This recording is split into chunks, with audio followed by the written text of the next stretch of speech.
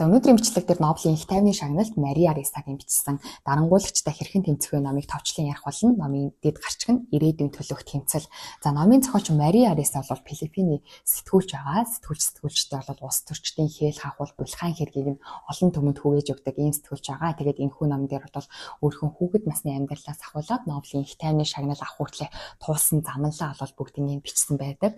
За ялангуяа одоо сэтгүүлчээр ажиллаа явж байхад улс төрчдийн хэл хахуул булхайн хэргийг олон түмэнд хүргээд явж байхад ямар хэцүү хүнд зам их туулсан бэ? За дээрэс нь улс төрчид одоо хүмүүсийн ард түмний тархийг нь угаахын тулд яаж хуурамч мэдээлэл түгээдэг, яаж ухуулаг сурчилгаагаа хийдэг вэ? За энэ хуурамч мэдээлэл ухуулаг сурчилгааг нь ямар олон гар хүлэнд болсон хүмүүс энэ мэдээллийг нь олон хүмүүс лөө бүр их хуваалцдаг вэ? За дээрэс нь дайран дээр давс гихчээр одоо манай Facebook, сошиал медиа болохоор ямар мэдээлэл үнэн бэ, худал вэ гэдгээс үл хамааран илүү хандлт авч байгаа мэдээллийг илүү олон хүнд түгээж өгдөө шүү дээ. Тэгэнгүүт нөгөө Филиппиний улс төрчид ард түмнийхөө тархийг угаах гад хуурамч мэдээлэл гаргадаг. Гар хүлэнд болсон хүмүүс хуурамч мэдээллийг түгээдэг. Тэгэнгүүт нь нөгөө Facebook болол тэр мэдээллийг нь бүр олон илүү хүнд илүү их түгээж өгдөг тухай бол маш дэлгэрэнгүй бичсэн байдаг. За дээрэс нь бол энэхүү ном дээр бол номын зохиолч маань маш нэг хатуу сануулгыг өгчээлээ. Тэр нь юу вэ гэхээр энэхүү номыг уншиж байхдаа та ерөөсөө Филиппиний түүх юм байд юм бэ? Филиппинд ийм юм байна.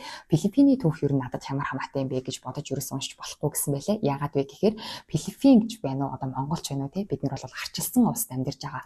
Арчилсан улсад амьдарч байгаа бидний хамгийн суур хэрэгцээ, суур одоо эрх маань бол өөрийнхөө дуу хоолойг бусдад түгээх эрхтэй байдаг. За дээрэс нь үнэн бодит мэдээллийг бид нэр шударгаар хүлээж авах нь бидний хамгийн суур хэрэгцээ байдаг. Тэгтэл энэ суур хэрэгцээ, энэ эрх чөлөө маань хэвлэн нийтлэх эрх чөлөө бол Филиппинд дуу хоолойгоо хүргэх эрх чөлөө бол Филиппинд алдагдаад байна. За гэхдээ энэ бол ерөөсөө зөвхөн Филиппиний түүх биш юм аа. Энэ бол ерөөсөө олон улсад угаасаа болж байгаа хэрэг. Олон улсад болж байгаа хэрэг учраас л Нобелийн их тайвны шагналыг авч байгаа шүү дээ. Зөвхөн Филиппиний асуудал байсан бол бас Нобелийн их тайвны шагнал авахгүй шүү дээ. Тийм учраас номын зохиолч маань бол энийг уншиж байхдаа та ерөөсөө Филиппиний асуудал гэж бодож уншиж болохгүй. Манай улсад ч гэсэн ийм зүйл болчихгүй дээ. Ингэж болохгүй тул бид нэр яах ёстой вэ гэсэн талаас нь та унших хэрэгтэй. За жишээ нь Филиппинд бол одоо өөрсдийнхөө дуу хоолойгоо хүргэснийхаа төлөө зүгээр одоо лайв хийгээд өөрхөн дуу хоолойгоо хүргэснийхаа төлөө шоронд орж ийн, хилмигдүүлэлтэнд орж ийн. Энэ бол арчилсан улсад байж боломгүй хэрэг юм аа. Тийм учраас одоо бид нэр өөрсдийнхөө дуу хоолойгоо хүргэнэ гэдэг бол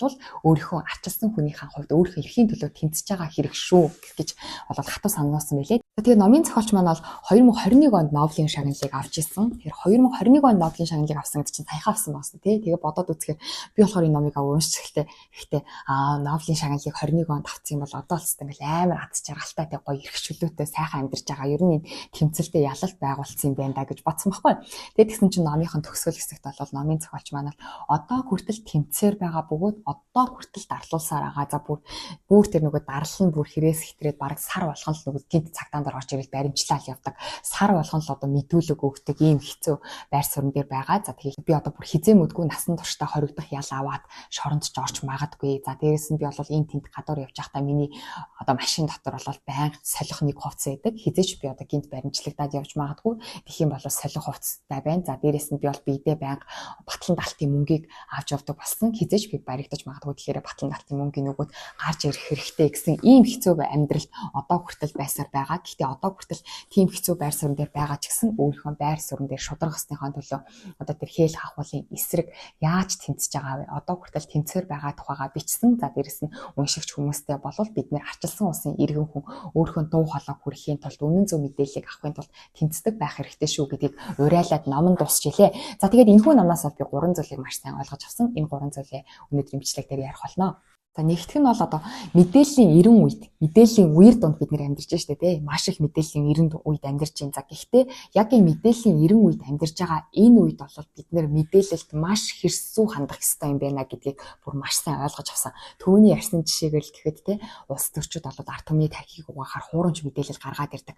Тэнгүүд хуурамч мэдээллийг түгээдэг маш олон хүмүүс байгаа. Дээрэс нь сошиал медиа тэр хандлт аваад байгаа мэдээллийг бүр олон хүнд түгээгээд өгч штэ тий.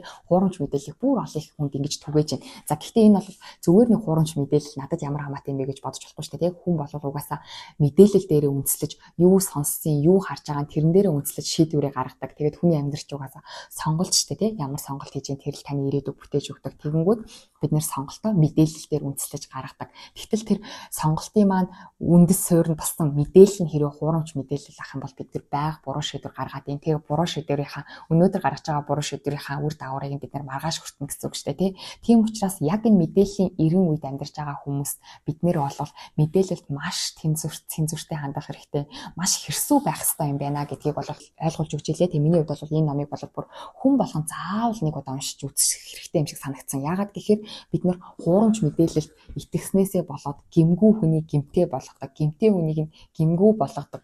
Өөрөө ч мэдээлгүйгээр одоо хар буруу шудраг бус зүйлийн талд орсон тий өөрөө бол ингээд шудраг зүйлийн төлөө тэмцэж гин зөв зүйлийн төлөө явж гин гэж бодож байгаа ч гэсэн хуурамч мэдээлэлээр үндэслээ тэгээ бодчих юм бол өөрөө ч мэдэлгүйгээр хар буруу зүйлийн нэг тал болчихсон явж ах магадлалтай учраас мэдээлэлдээ бүр маш хэрсүү маш шүүлтүүртэй хандах хэрэгтэй юм байна гэдгийг бол энэ ном дээр маш сайн хэлж өгч илээ. За дээрэс нь одоо энэ мэдээлэл гэдэг зүйл бол одоо хуучин өнгөрсөн түүхийг ч гэсэн өөрчилж яадаг тий одоо улс төрчид бол өөрсдөө төгсөөгүй сургуулийг төгссөн болгодог, хийгээгүй зүйлийг хийсэн болгоод хийсэн зүйлийг хийгээгүй болгодог ч юм уу тий түүхийг өнгөрсөн зүйлийг ч гэсэн өөрчилж яадаг. Тэгээд тэрнээс нь болоод ирээдүйд өөрчлөгдөж байдаг учраас мэдээлэл дээр маш илүү цензуртэй хандах хэрэгтэй. За дээрэс нь сошиал медиа бол энэ зүйл үний юм уу буруу юм уу гэдгээс үл хамааран хандлт авж байгаа мэдээлэл илүү их түгээдэг гэж штэ тий. Тэгэнгүүт нөгөө эрх мэдэлтэй хүмүүс бол угаасаа өөрсдийнхөө гар хөлөөрөө дамжуулаад хуурамч мэдээлэл маш олон хүмүүс түгээх чадaltaй. Тэгээ сошиал медиа тэр мэдээллийг бүр олон хүнд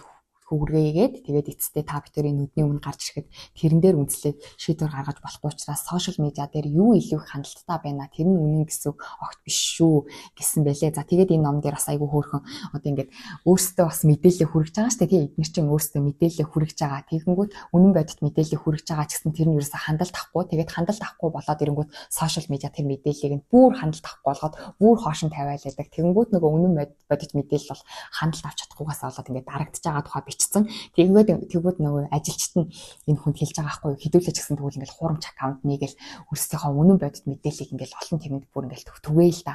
Хэдүүлээч гэсэн ингээл хуурамч аккаунт нийчээгээл тэгэнгүүт намын зохиолч бол аратантаа тулалдахын тулд хизээч аратан болж болохгүй. Бид нар шудраг бусдаа тэмцэхийн тулд шудраг бус замаар хизээч тэмцэж болохгүй. Бид нар юуны төлөө тэмцэж байгаа гэдгийг мэдэх хэрэгтэй. Тэгээд аратантаа тулалдахын тулд хязгаарч өөрөө аратан болж болохгүй гэдэг үгийг ажилчдад аюу хэлдэг гэсэн байлээ. Тэгээд намын зохиолч бол одоо эцэстээ бол тэгэхээр ингээд угаасаа үнэн бодит зөв мэдээллийг түгээсэн ч гэсэн олон түмэнд хүрч чадахгүй байвал аюу хэцүү шүү дээ. Тийм болохоор намын зохиолч маань хуурамч аккаунт хэрэг үүсгэхийг бол эсэргүүцдэг. Тэгээд ямар арга хэмжээ авдаг вэ гэхээр өөр телевизийн байгууллагуудтай бас хамтардаг. Тэгээд өөр телевизийн байгууллагуудтай хамтарч ин гэдэг чинь бол өрсөлдөгч нартай хамтарч байгаа шүү дээ. Гэхдээ яг энэ сошиал медиа, сошиал интернет ертөнцийн дээр бол телевизийн хоорондоо өрсөлдөгчд биш, харин эднэрийн өрсөлдөгчд бол нөгөө хуурамчаар мэдээлэл түгээгээд байгаа их мэдээлтнүүд өөрсдийнх нь ингээд дайсан болчих жоохгүй. Тэгээд тэр дарангуулагч нартай тэмцэхийн тулд болохоор намын зохиолч маань өөрөө телевизийнхэнтэй гээд хамтардаг. Хэдүүлээ ерөөсөө ингээд өөрсдөө нэгдэх хэрэгтэй юм байна. Хэдүүлээ өөрсдийнхөө бие биенийхээ мэдээллийг шеэрлэж хуваалцаж өгөө. Хэдүүлээ ингээд өөрсдийнхөө бие биенийхээ мэдээллийг түгээе. Угаасаа хэдүүлээ чи ингээд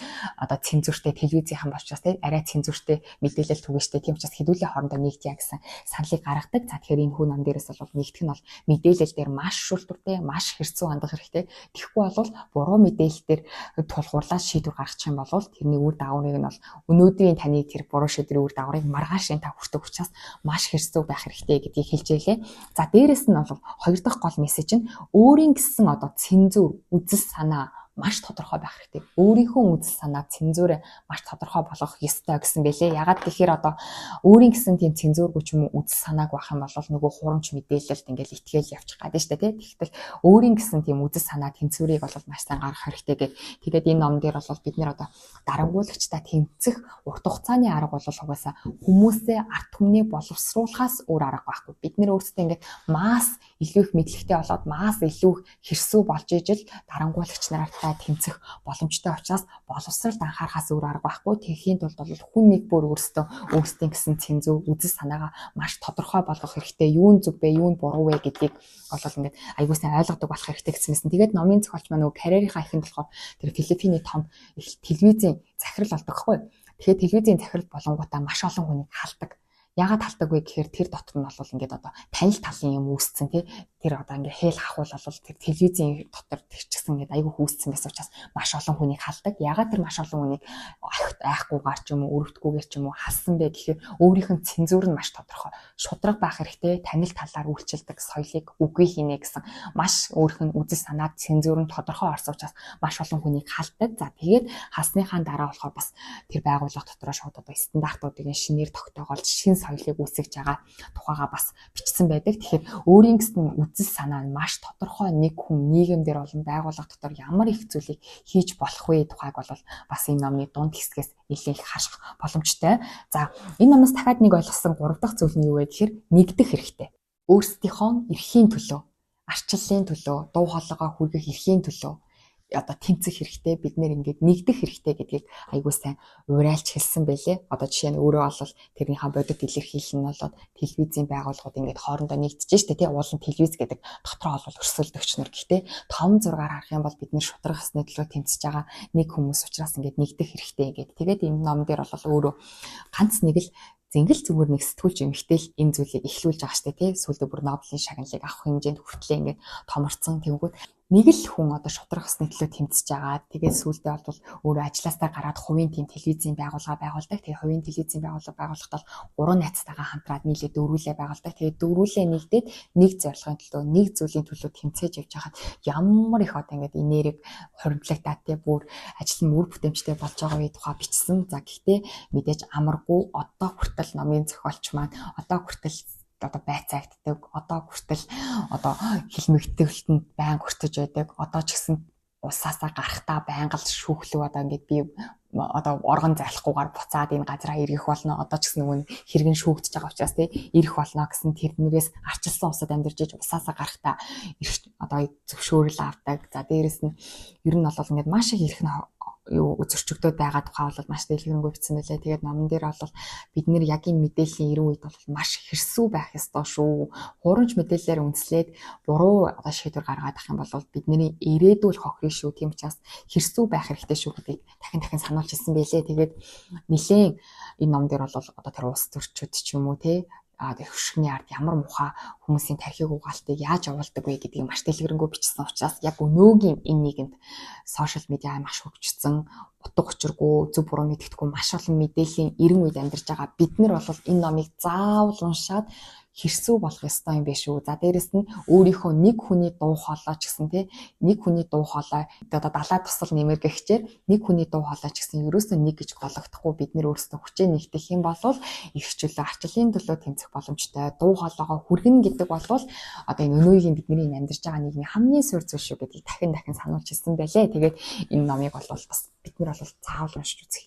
Ихтэй намайг нэг юм болоо гэж бодоод өнөөдрийнхөө бичлэг дээр танилцууллаа. Тэгээд дараагийн бичлэгээр уулзъя баяр таа.